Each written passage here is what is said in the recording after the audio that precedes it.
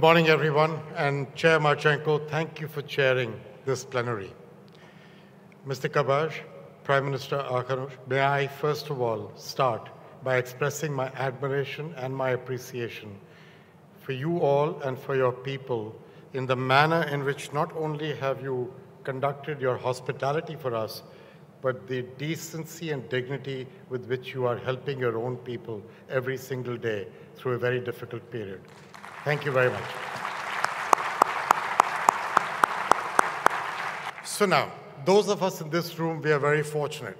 We are custodians of an institution with a tremendous responsibility at a time of great uncertainty and consequence.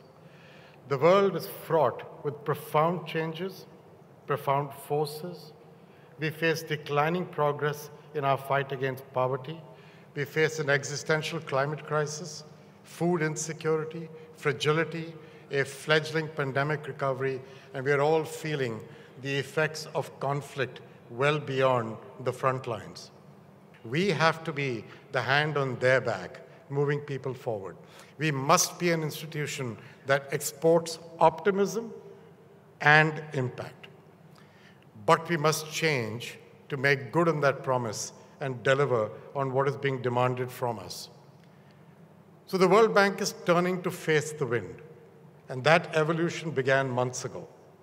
And today there is a new vision and mission for the World Bank, and that is to create a world free of poverty on a livable planet.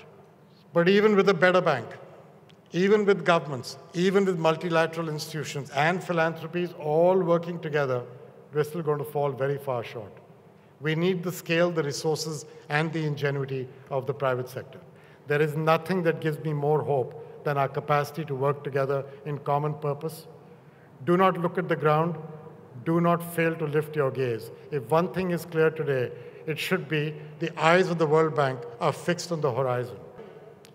The World Bank is better today than it was yesterday. We have a new vision and mission. We are asking all we can from our balance sheet. We are unleashing the potential of our Livable Planet Fund. We want to give IDA the attention and love that it deserves. We are becoming faster and more efficient. We have new ways to respond to crises. We are focusing the knowledge bank on scale. We are trying to drive thought leadership. We are collaborating with partners to maximize impact. We are working side by side with the private sector. And though we are making a difference, though we are evolving, this is still wet paint. This is things we have to do. We know where our direction is. Though we are operating with urgency, our work has just begun. The ambition of the evolution roadmap is not the end of our ambition for the World Bank. For example, we can start by spending better. Every year, $1.25 trillion are spent on subsidies for fossil fuels, for agriculture and fisheries. Some of these are very important, they're very needed, but in other cases, we can all do better. The economic costs of fertilizer runoff, unnecessary air pollution, and overfishing is $6 trillion more every single year. By repurposing some of this money, to incentivize sustainable practices, we can protect air, water, and forests while continuing to support those most in need. We know this can work. Europe worked for years to repurpose subsidies that once encouraged excessive fertilizer use. Now, the same amount of money goes to the same farmer to reduce fertilizer use, leading to a climate-positive impact. Not all solutions are years away. We are in the final stages of a 20-year effort to build sound, transparent, voluntary carbon markets.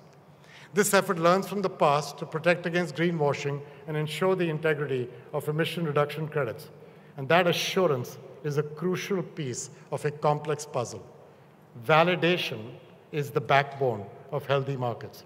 It feeds investor confidence, it generates better prices, it enables countries blessed with natural resources in the global south to see the value of monetizing those assets and protecting them.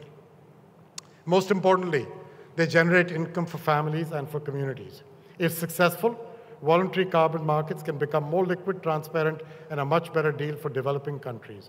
Our ambition is to grow this platform to finance emissions reductions in developing countries and to benefit local communities. Yes, our financing is an attractive resource, but not more than the World Bank's devotion, its creativity in innovation, or its terrific people. We have terrific people. Those are the attributes that will carry us forward in this journey. Thank you very much.